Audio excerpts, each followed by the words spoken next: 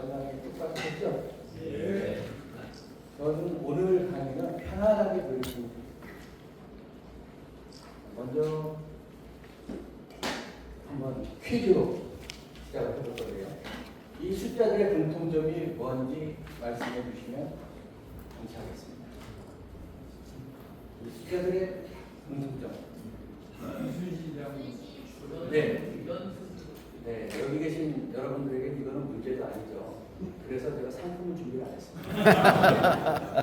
자, 인터넷에 보면은 각양각색의 그 이순신 장군이 몇 번 싸웠냐는 그 얘기가 엄청나게 많아요.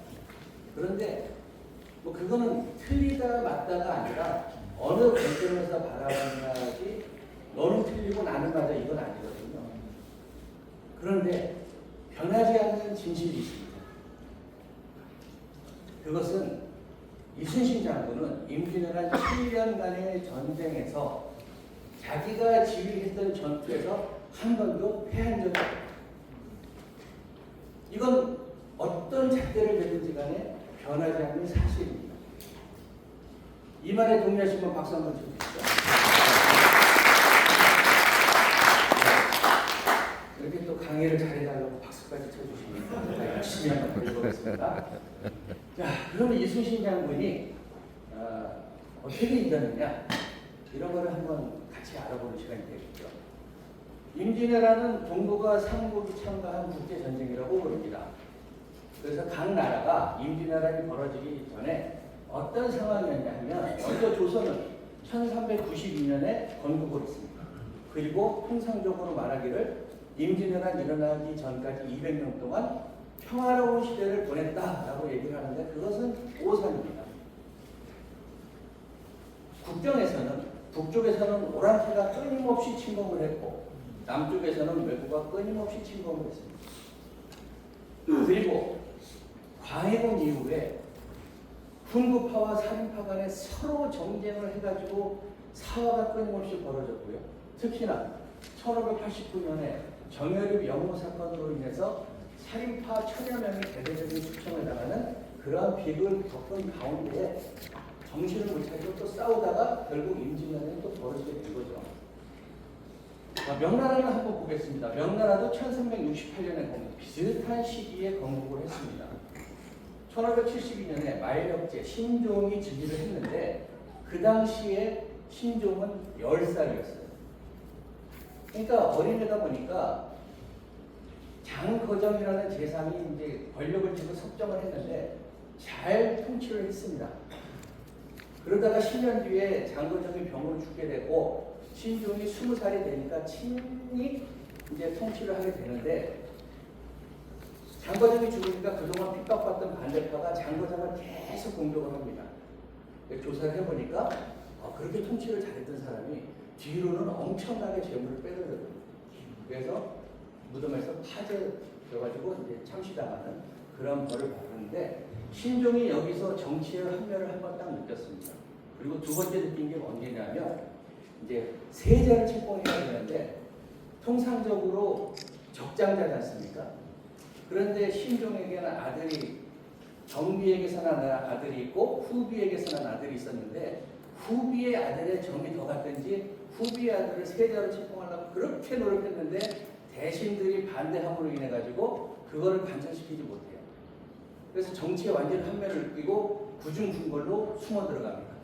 그 다음부터 대신들이 황제의 얼굴을 볼 수가 없었어요. 그러니까 중간에 있는 이 간신들이 쥐락펴락하면서 국정이 문란해지니까 변방에 있는 장수들이 난을 일으킵니다. 뭐 나라고 왕 안 되는 법이 있어? 하고 이제 난을 일으키는데 그 중에 대표적인 게 1592년 보하이에 내몽골 쪽에 있는 보하이 장군이 난을 일으킨 보하이의 난이 일어나서 노동 지방에 있던 군사들이 그 난을 지난 바로 다 갔던 온 힘을 다 거기다 쏟았던 겁니다. 그래서 임진년 초에 도와주고 싶어도 도와줄 형편이 안 됐던 거죠. 자, 일본은 어땠냐? 일본은 1336년에 막부 정치가 탄생을 합니다. 쇼군이 이제 통치를 하는 거죠. 그래서 쭉 오다가 쇼군의 영향력이 점점 떨어지는 시점은 8대 쇼군에서 사단이 나는데 8대 쇼군이 자식이 없었어요. 그래서 후계자를 누굴 정할까 하다가 중이 된 동생을 환속시켜가지고 후계자로 지명을 했는데 그 다음에 아들이 태어난 거예요. 그러니까 효군의 동생을 지지하는 파와 아들을 지지하는 파가 나뉘어가지고 다툼을 벌이기 시작하다가 이제 전국의 다이묘들이 패권을 다투는 센토쿠 시대가 개막이 돼서 100여 년 동안 끊임없는 전투를 벌이죠. 그것을 1585년에 통일시킵니다. 누가요? 도요토미가. 자, 도요토미가 일본을 통일시키고 났을 때 그때부터 대륙 정복에 대한 야망이 있었어요. 1585년에 각 영주들에게 명을 내립니다. 배를 만들 나무를 벌채를 하라. 그리고 1587년에는 규슈 지방의 원정을 갔는데 대마도 도주를 거기서 만납니다. 그래서 대마도 도주에게 뭐라고 얘기하냐? 네 영지는 네가 통치할 수 있도록 그대로 놔둘 테니까 조선의 왕을 입조시켜라. 그 당시 토요토미가 생각한 조선은 스시마의 번국이요. 스시마를 형님으로 모시는 동생 나라로 생각을 한 겁니다. 그러니까 네가 동생한테 명령하면 당연히 오겠지라고 생각을 한 거예요. 그런데 그 당시 스시마는 어느 상황이냐? 조선에서 쌀을 공급해주지 못하면 먹고 살기 힘들어지는 거예요. 그러니까 경제는 조선에 복속돼 있고 정치는 일본에 복속돼 있는 그런 낀 처지가 스시마입니다. 그러니까 난리가 났죠. 그래서 통신사를 좀 파견해 주십시오라고 막 간청을 하는데 조선에서는 끔찍 안 합니다. 왜? 일본은 신하가 쿠데타를 일으켜서 정권을 잡았다고 생각을 하는 겁니다. 그런데 그렇게 대놓고 얘기를 못하니까 뭐라고 얘기합니까? 바닥길이 험해서 사신을 보내기 어렵다라고 얘기를 하는 거예요. 성각을 하지 않으니까 1588년에 도요토미가 뭐라고 그럽니까? 야, 이번 여름까지 조선 왕이 입주하지 않으면 너부터 재미없어 라고 엇박을 지릅니다. 그러니까 다시 와서 막 통사정을 하는데 계속 반대할 수 없으니까 조건을 내걸어요. 지난번 연안을 약탈했던 외부 두목을 잡아오고 그때 길 앞잡이를 했던 사화동을 압송하고 납치된 조선인을 풀어줘라. 자, 사화동 잡아들이는 거 어렵지 않죠. 납치된 한 조선 사람 풀어주는 거 어렵지 않습니다. 근데 외부의 두목이 누군지 자기도 모르는 거예요. 그럼 어떻게 해? 지나가는 행인 완투를 잡아가지고 네가 오늘부터 두목이야.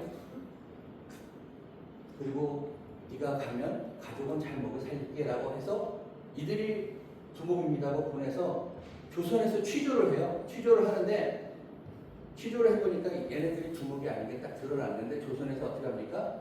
이들을 목을 쳐서 표시를 하고 모든 조건이 충족됐으니까 사신을 파견한다 라고 해서 사신이 갑니다. 1590년 3월에 사신이 가고 나서 바로 도요토미를 만날 줄 알았는데 서로 동상이몽이에요. 조선통신사는 일본의 통일을 축하하는 그런 사절단이다 라고 왔는데 도요토미는 속국, 스시마의 속국의 신하들이 자신에게 항복을 하러 왔구나 라고 생각해서 제대로 대접도 안 해주고 직접 만나주지도 않습니다. 그래서 11월 7일 날 어렵게 만났는데 답서를 갖고 오는 그 답서 안에 영국에 들어갈 테니까 니네들이 앞장서서 입주하라 라는 문구가 있었어요. 이거를 가지고 이게 무슨 의미냐 라고 설화설을 했는데 좋은 게 좋은 거다. 같이 가자라는 뜻이다라고 이제 결론을 내고 귀국을 해서 왕한테 보고하는데도 서로 다른 보고를 하죠. 그런 와중에도 답답한 것은 대마도 도주입니다. 전쟁이 일어나면 자기네들이 더 어려우니까 계속 정보를 흘리는데도 조선에서는 꼼짝을 안 해요. 심지어 어떤 일이 있었냐면 이런 일이 있었습니다를 명나라에 알릴까요 말까요 갖고 했는데 야 괜히 긁어부스를 만들지 말고 조용히 있자라고 했는데 발 없는 말이 천리간다는 게 있죠. 일본 가고시마 현에 병원을 하고 있는 명나라 사람이 그 당시 자기 사회가 돌아가는 걸 명나라에 보고를 해요. 도요토미가 백원조하는 것을 명령을 했고 들리는 소문에 임진년 3월 1일 날 전쟁을 벌인다는데 조선이 일본의 향도가 되어 침입한다고 합니다. 그 다음에 류큐, 지금 오키나와에 있는 류큐 왕국의 도요토미의 서장이 왔는데 이것을 류큐 왕이 영국에 그대로 원문을 갖다가 전달을 합니다. 우리 장수들이 내년 봄에 먼저 조선을 정벌하려고 그러는데 너희들도 병사를 이끌고 와서 합류해라. 만약에 명령에 불복종하면 너희부터 칠 것이다. 이게 들어있는 서장을 그대로 명나라에 보내는 거죠. 명나라에서 보니까 이거 분명히 전쟁을 일으킨다는 뜻인데 그 당사국인 조선은 조용한 거예요. 그래서 이게 어떻게 된 거지? 그래서 한번 알아봐라. 그래서 요동 도사가 진위의 여부를 확인하려고 하니까 그제서야 조선에서 난리가 납니다. 빨리 가서 해명을 하자. 그래서 한응인을 사신으로 보내가지고 저희는 형님을 절대로 배신할 생각이 없습니다. 그것은 잘못된 소문입니다. 라는 것을 설명을 하고 와가지고 한응인이 돌아오니까 조정에서 성공적인 외교를 했다고 해서 파티를 열었습니다. 그러니까 조선에서는 계속 위험하다는 신호가 있음에도 불구하고 좋은 게 좋은 것이다 라고 너무 낙관적으로 판단해서 제대로 대비하지 못했던 거죠. 그런 와중에 1591년 8월 23일 날 대륙 침략 결행 명령이 하달됩니다. 이제 전쟁을 시작한다라는 게 하달된 거죠. 이 명령이 시달됐고 일본이 택한 전술은 두 개입니다. 첫 번째는 육군은 부산에 상륙해서 바로 한성으로 직진해서 왕을 체포하거나 제거한다. 또 다른 하나는 그러기 위해서는 빠르게 이동하기 위해서는 경무장을 해야 되잖아요. 식량도 조금, 뭐 탄약도 조금, 옷도 한 벌 빠르게 진군만 해야 되니까. 그러면 후속 군수는 어떻게 하느냐? 수군이 남해 서해를 통해서 한성으로 군수 지원을 해준다. 이게 두 축이었습니다. 자, 그러한 그 전략에 따라서 일본은 부산에 상륙하자마자 육상에서는 파죽지세로 북쪽으로 올라가요. 20일 만에 한성을 점령하고 2달 만에 평양을 점령합니다. 빠르게 북진하는데 이들이 미처 계산하지 못했던 것은 조선의 선조는 그거보다 더 빠르게 북쪽으로 갑니다. 그거를 몰라요. 자, 그런 다음에 바다에서는 조선 수군이 워낙 완강하게 거제도에서 왜군들을 이렇게 두드려 패니까 서해는 고사하고 남해로도 진출을 못하는 겁니다. 계속해서 패하다 보니까 일본이 바다에서의 싸움을 포기합니다. 한산해전 끝나고 나서 내 명령 없이 조선 수군과 싸우지 말아라 라고 지시해서 일본이 세운 전략의 두 축 중에 하나를 무너뜨려요. 하나를 무너뜨리는데 그게 바로 조선 수군의 공이고 그 조선 수군을 이끄는 중심 인물이 바로 이순신 장군이었다는 겁니다. 우리가 지금도 이순신 장군을 존경하는 이유 중에 가장 큰 하나는 뛰어난 업적을 남겼다는 거죠. 임진왜란이 없고 그냥 평탄하게 흘러갔다면 우리가 기억하는 이순신 장군은 옛날에 부하를 사랑하는 장군이 있었다. 이거 한 줄로 끝났을 겁니다. 그러나 엄청난 국난 앞에서 큰 업적을 남겼기 때문에 우리가 지금도 이순신 장군을 흠모하는데 각종 여론조사에서 보면 2007년도 직장인들 대상 존경하는 인물 1위, 2014년 직장인들 대상 존경하는 인물 1위, 2016년 호국영웅 1위, 2020년 존경하는 인물 대학생을 대상으로 걸어봤을 때 4위. 이상열 학장님 대학생들입니다. 그리고 다시 금년도에 조사했더니 1위라는 거죠. 우리 국민들한테는 이순신 장군이 여전히 존경받는 위인이지만 젊은 층에서는 그 인지도가 떨어지는 것이 현실이에요. 심지어 10년 전인가요? 인터넷에 이순신 치면 누가 나오는지 아십니까? 아이유가 나와요. 아이유. 그 당시 드라마가 최고다 이순신이라는 드라마가 있었는데 그 드라마의 주인공이 아이유였고 드라마 속의 이름이 이순신이었어요. 그러니까 그 드라마가 엄청나게 높은 시청률을 하다 보니까 젊은 애들이 다 이제 검색을 막 입력하면서 하다 보니까 이 컴퓨터가 서버가 이순신 치면 아이유를 띄워주는 그런 시기도 있었습니다. 그래서 우리가 예나 지금이나 이순신이 훌륭하다라고만 하면 안 된다.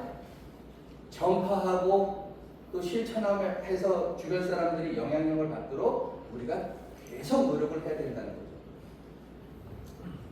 자, 이순신이 임진왜란 때 첫 번째 소식을 급변 사태 소식을 들은 것은 4월 15일 밤 9시 원균으로부터 듣습니다. 원균이 보낸 문서에 가덕진 청찰제사 전원님들이 긴급 보고에 의하면 외선 90여 척이 부산포를 향하여 저도 준비하고 있습니다. 이 소식을 전해요. 이 소식을 들은 이순신은 어떻게 합니까? 관찰사, 병마절도사, 우도수군절도사에게 이 사실을 알리고 자기 예하에 있는 장수들에게도 사변에 대비해라 라고 지시를 합니다. 그리고 연이어서 급변 소식이 들리죠. 그 다음 날은 경상도 관찰사 김수가 외선 400여 척이 들어온다고 알려요. 그리고 그날 저녁에는 다시 원균이 외적들이 부산성을 포위하여 적전을 하고 있다. 또 연이어서 부산진이 함락됐다. 라고 급변을 알립니다. 자, 그러면 이때 이순신 장군은 경상도에 급변이 났으니까 빨리 가서 도와주자 라고 한 것이 아니라 조정에다가 이렇게 장계를 올립니다. 경상우도에 변란이 생기면 즉시로 달려가 구원할 일로 장계를 올리고 조정의 명령을 기다립니다. 그 당시에는 변방의 장수가 자기 관할 지역을 벗어나서 군사를 이끌고 나가는 것은 허락을 안 받고 나가면 영모죄에 해당됩니다. 그러니까 지금은 임진왜란 7년 그러면 누구나 큰 전란이라고 얘기할 수 있지만 그 당시 이순신의 제한된 정보력으로는 부산에 온 외선이 많기는 한데 그것이 전면전으로 전쟁이 난 건지 아니면 국지적인 외부의 침입인지 구별하기가 쉽지 않았을 겁니다. 그러니까 절차에 따라서 조정에다가 구원하러 가는 것을 허락을 구합니다 라고 절차에 따라서 FM대로 한 거예요. 자, 4월 26일 날 자부승지 서장이 내려옵니다. 임금님의 명령이 내려오고요. 27일에 연속해서 내려옵니다. 그 명령을 요약하면 적의 뒤를 공격해가지고 북상하던 왜구들이 뒤를 염려할 수 있도록 뒤를 공격하는 게 좋겠다. 그리고 즉시 출전하는 게 좋겠다. 그런데 가는데 섬 사이에 적들이 있을지 모르니 잘 살펴본 명령에 나가고 거기가 너무 멀리 떨어져 있으니까 이 명령에 구애받지 말고 적절하게 현장 지휘관이 대응하라 라고 권한 위임을 해줍니다. 너무 FM 절차를 정해가지고 현장에 있는 사람들이 옮칠 수도 없게 규정을 만드는 조직치고 잘 되는 조직이 없어요. 현장 지휘관이 가장 확실하게 파악을 할 수 있는 거예요. 그래서 권한 위임을 합니다. 자, 이렇게 출전하라고 조정의 명령을 받은 이순신 어떻게 했을까요? 야, 간만에 몸 좀 풀겠는데? 니네들 다 죽었어. 이러고 막 달려나갔을까요? 안 나갔습니다. 자, 이순신의 마음이 어땠을까요? 몇 개의 조정에 올린 장계에 보면 이순신의 속마음을 들여다볼 수 있어요. 거기에 보면 5개 진포의 전선만으로는 세력이 심히 외롭고 약하기 때문에 자기의 세력이 약하다는 것을 알고 있습니다. 신해교에 소속된 전함을 죄다 모으면 30척이 안 돼서 세력이 매우 외롭고 약합니다. 세력이 약하대요. 심지어 1차 출전 마치고 승리했던 결과를 보고하는 그 자리에서도 본도 우수사 이혁기가 미처 달려오지 않아서 홀로 도적의 속으로 진격하기에는 세력이 너무나 외롭고 위태롭습니다. 자, 당포 승리하고 나서 또 외로운 군사로 한산해전을 하고 나서는 뭡니까? 병력을 합세하여 바로 돌아와 침범해 오면 마침내 우리가 앞뒤로 적을 받게 되는데 병력이 분산되고 형세가 약한 것이 염려스러워. 약하다고 그랬어요.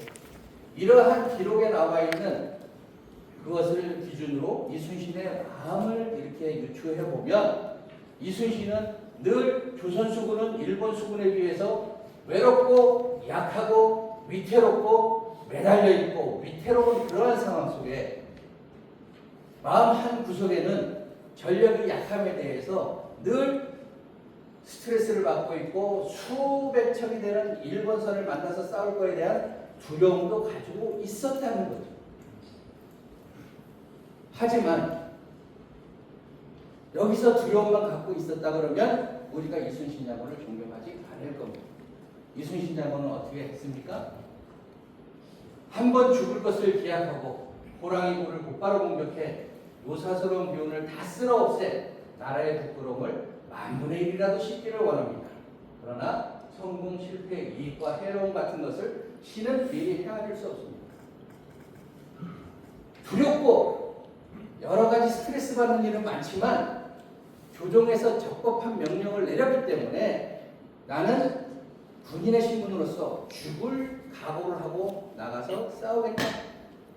그 전쟁에서 결과는 나는 개의치 않는다라고 굳은 결의를 하고 나간 겁니다. 자, 한번 죽기를 기약하고 이 얘기가 있다고 해서 이순신이 나가서 죽으려고 나갔겠습니까? 마음이 그렇다는 거예요. 그런 마음으로 참 군인의 정신으로 나갔다는 거예요. 그래서 우리가 이순신 장군을 존경하는 거죠. 상황이 어렵더라도 굴하지 않고 나가는 그 정신.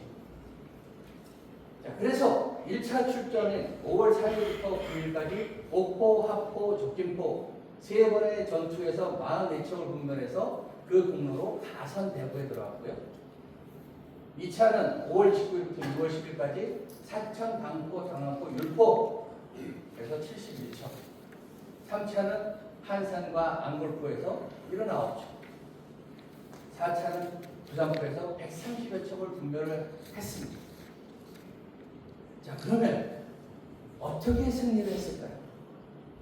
그 승리의 비법을 한번 알아보도록 하겠습니다. 자, 이순신 장군이 죄송합니다. 승리한 거에 대해서 국민들한테 물어봐요. 이순신 장군은 어떻게 승리했을까요? 라고 물어보면 이순신 장군은 열세한 전력을 이끌고 전장에 나가 압도적으로 우세한 일본 수군에 맞서서 뛰어난 전술과 솔선수범하는 용기로 승리를 거두었다 라고 얘기를 합니다. 맞습니까? 네. 맞습니까? 네. 한번 알아보도록 하겠습니다. 자, 연승의 비법 첫 번째. 전라 자수사로 부임 후에 열심히 조직을 정비하고 있는데 신립이 왕명에 따라서 남해안을 돌아보고 간 다음에 임금님께 보고한 것이 왜는 일본은 수군이 강하고 육군이 약할 것이니 수군을 없애고 육전에만 전력하면 좋겠습니다 라고 보고를 해요. 이 소식을 들은 이순신 장군은 바로 얘기를 하죠. 바다에서 오는 적을 막는 데는 수군만한 것이 없으니 수륙 어느 것도 폐지할 수 없습니다. 이 장계를 올리는 배경에는 수군의 존재 가치를 명확하게 인식하고 있었고 수군이 해야 될 일이 무엇인지 명확하게 인식을 하고 있었다는 겁니다. 그렇기 때문에 까라면 까가 아니라 절대로 수군을 폐지할 수 없습니다라고 얘기를 한 거죠. 그러면서 자신들의 수군들이 최상의 전투력을 발휘할 수 있도록 하기 위해서 끊임없이 부대를 순시를 하고 제대로 정비를 닦지 않는 그런 조직에 대해서는 사정없이 벌을 내립니다. 곤장을 쳤다, 벌을 주었다. 승군들의 머리에 곤장을 쳤다. 보이는 족족 곤장으로 다스립니다. 자, 곤장으로 다스리는 지휘관 좋아할까요? 자, 여기서 막간에 이 사진을 보면 우리나라 해군의 현재 구축함들이죠. 뒤에 있는 것은 이지스 구축함, 앞에 있는 것은 충무 이순신급 구축함인데 이 바다의 구조에 정박해 있던 배들이 갑자기 한쪽으로 확 기우는 순간이 있다고 합니다. 언제일까요? 보십니까? 다 육군하고 공군만 나오신 것 같아서 한번 하겠습니다. 자, 대원들이 막 자기 일을 하고 있다가 오른쪽에 함장이 나타났다 그러면 함장을 피해서 전부 왼쪽으로 쫙 몰리면서 배가 왼쪽으로 기울고, 함장이 왼쪽에 있다 그러면 전부 오른쪽으로 가지고 이제 배가 오른쪽으로 기운다는, 그만큼 함장은 좋은 함장이든 나쁜 함장이든 가까이 하기엔 너무 먼 당신이다라는 것을 상징적으로 얘기하는 해군에서 회자되는 그런 얘기인데요.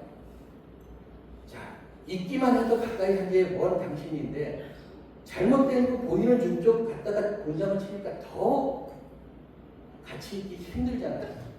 근데 이순신 장군은 매우 강하게 몰아붙이지만 않고요.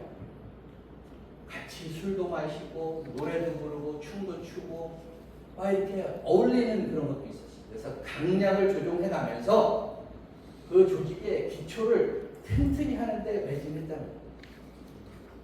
조선수군의 연전연승 첫 번째 비법은 기초를 탄탄하게 만들었다는 거예요. 기초가 탄탄하지 않은 조직은 사상무과 같은 조직이겠죠. 자, 두 번째, 각종 전투가 끝나고 장계를 보면 옥포해전, 합포해전, 적지포해전에서 보면 포와 활을 우레와 같이 쏘았다. 깨뜨리고 불태웠다. 총통으로 쏘아 쳐 부수고 불태웠다. 이렇게 나와 있습니다. 또 2차 출전 결과에 보면은 철원, 장편전, 필연경, 화전 및 천자지대 총통 등을 비바람같이 발사하고 또 철원과 화살을 번갈아가며 쏘았고 천자지대 총통을 쏘아 적의 대선을 빼출게 하였고 여러 전선은 화살과 철원을 바람과 우레와 같이 쏘았다 라고 되어 있습니다. 이러한 기록들을 보면은 하나의 공통점이 있는데 어떤 전투에서든 간에 조선수군은 달라붙지 않았다는 거예요. 원거리에서 싸웠다는 거예요. 조선은 아웃복서고 일본은 인파이트입니다. 왜냐면 어떻게 해서든지 달려붙으려고 그랬고 조선은 멀리서부터 기선을 제압하고 공격을 했던 겁니다.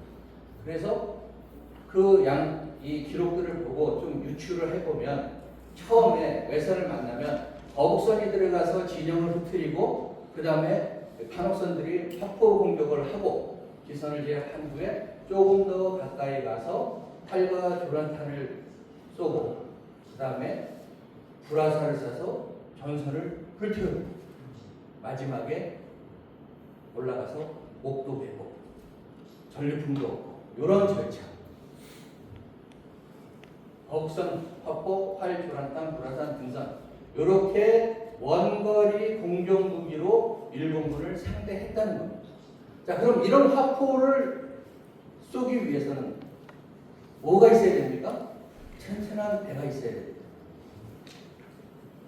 맹선에 출발한 조선 전선이 왜군들이 너무 쉽게 올라와서 백병전을 벌이니까 그것을 막고자 판옥선을 만들었고 이순신 장군은 또 적진을 해집기 위해서 그 위에 하나의 지붕을 덮어서 거북선을 만들었습니다.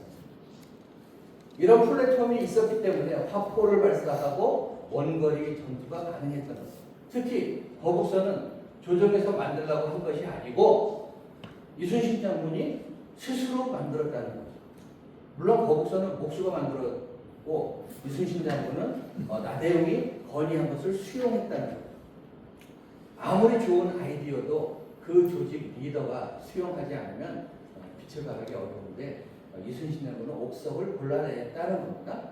자, 이렇게 거북선까지 만들고 이 판옥선과 생기분의 크기 비교입니다.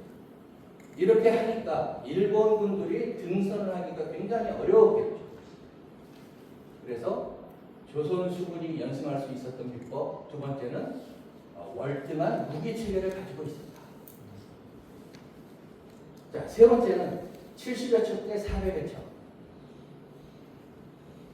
대략적으로 임진년에 판옥선이 최대 70여 척까지 있었다고 보고요. 외선은 400여 척, 500여 척 이렇게 하는데 400여 척이라고 해도 70여 척 대 40여 척. 압도적인 일본 수군에 맞서 우리가 열선전력으로 싸웠다. 그렇죠? 네. 대답해 주신 분은 못 받으실 겁니다. 자, 1차 출전 때 보면 우리가 외선을 30척, 5척, 3척을 분별을 했어요. 근데 조선수군의 전선수를 보면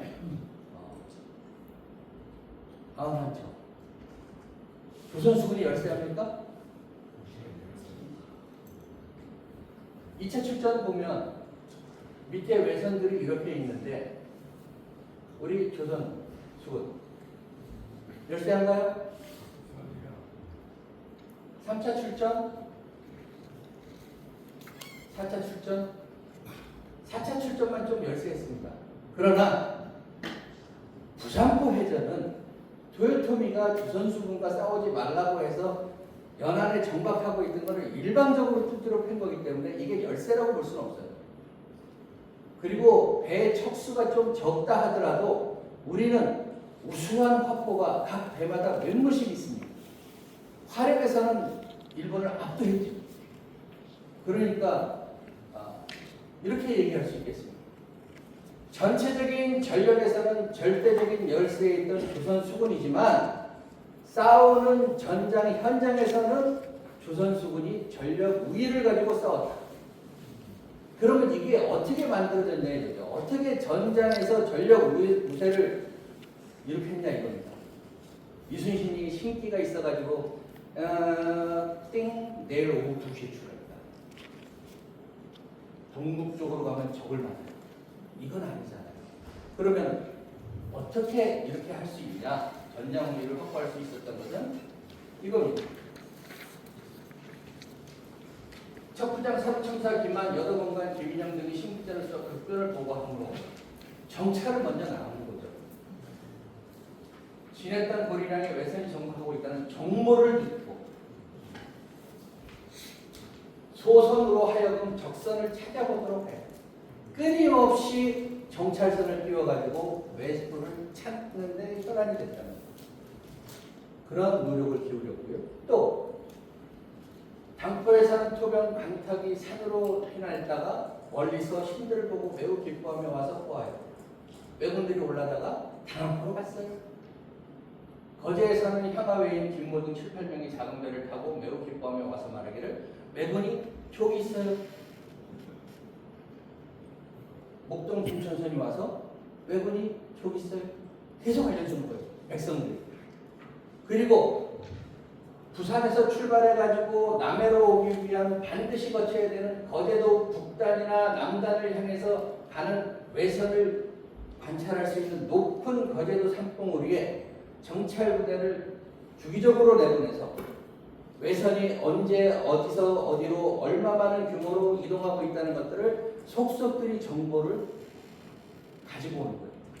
그러한 정보를 바탕으로 해서 적의 규모를 확인하고 언제 싸울 것을 정했다는 거예요. 임진왜란은 정보 전쟁이기도 했어요. 누가 적에 대한 정보를 더 많이 갖고 있느냐? 그 정보 획득을 위해서 이순신 장군은 끊임없이 여러 활동을 통해서 정보의 우위를 확보했다는 거죠.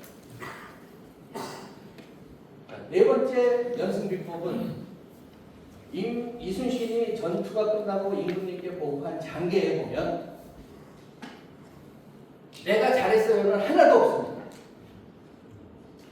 누가 외선을 몇 척을 깨뜨렸습니다. 누가 외선을 몇 척을 깨뜨리고 머리를 몇 격을 맸습니다. 자기 부하들이 뭘 했습니다를 썼지 내가 잘했어요는 한마디도 없어요. 내가 잘했어요가 한마디도 없음에도 불구하고 공헌을 가장 크게 받은 사람은 이순신 장군입니다. 그 다음에 그 장기에 어떤 내용이 있습니까? 이렇게 정과를 얘기한 다음에 그 뒤에 이어서 나오는 게 보면 순천 일선의 사부인 사사집종 대기실, 순천 일선 격군인 사사집종 막대, 격군 박궁상 등은 철안을 맞아 죽었습니다.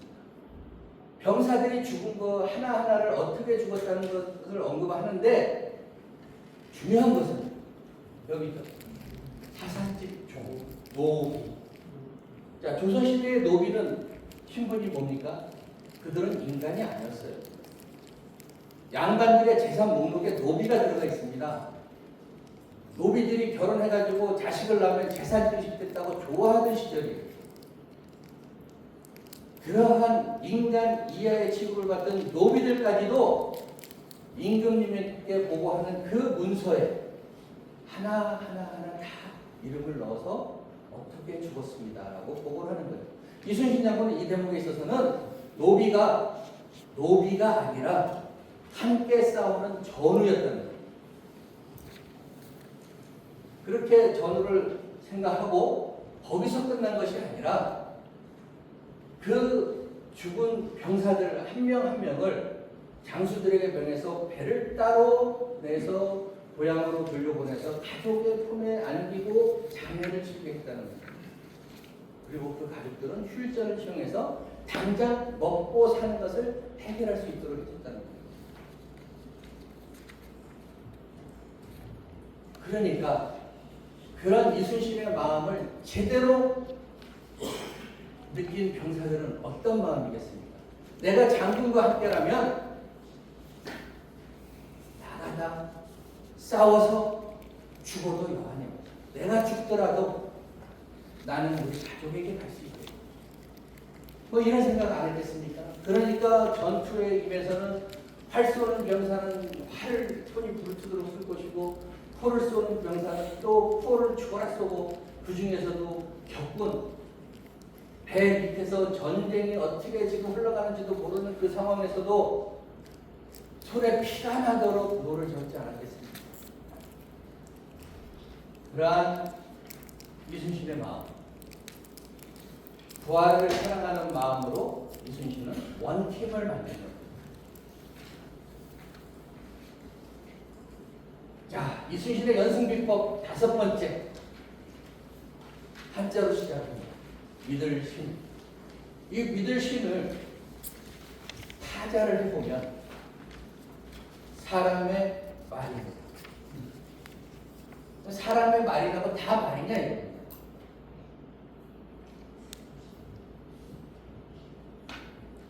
이순신이 이렇게 얘기했습니다.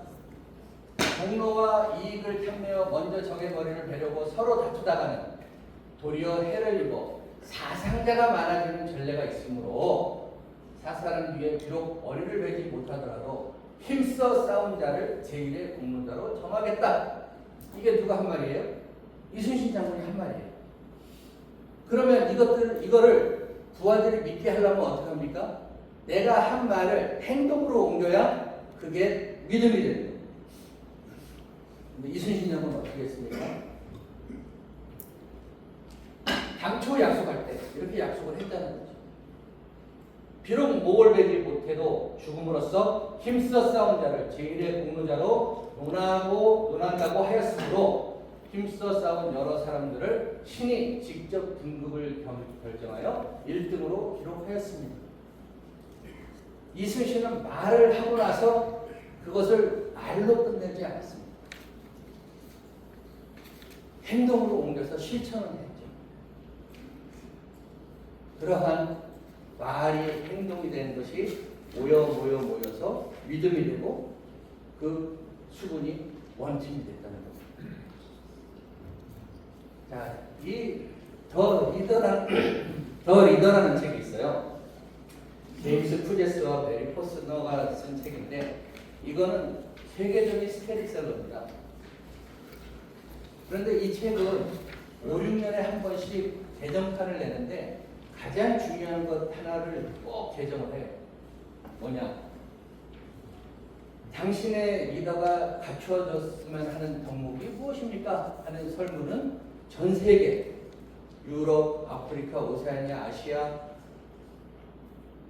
아메리카 이런데 다양한 유형의 직종에 있는 사람들한테 설문을 해서 그 설문을 받습니다.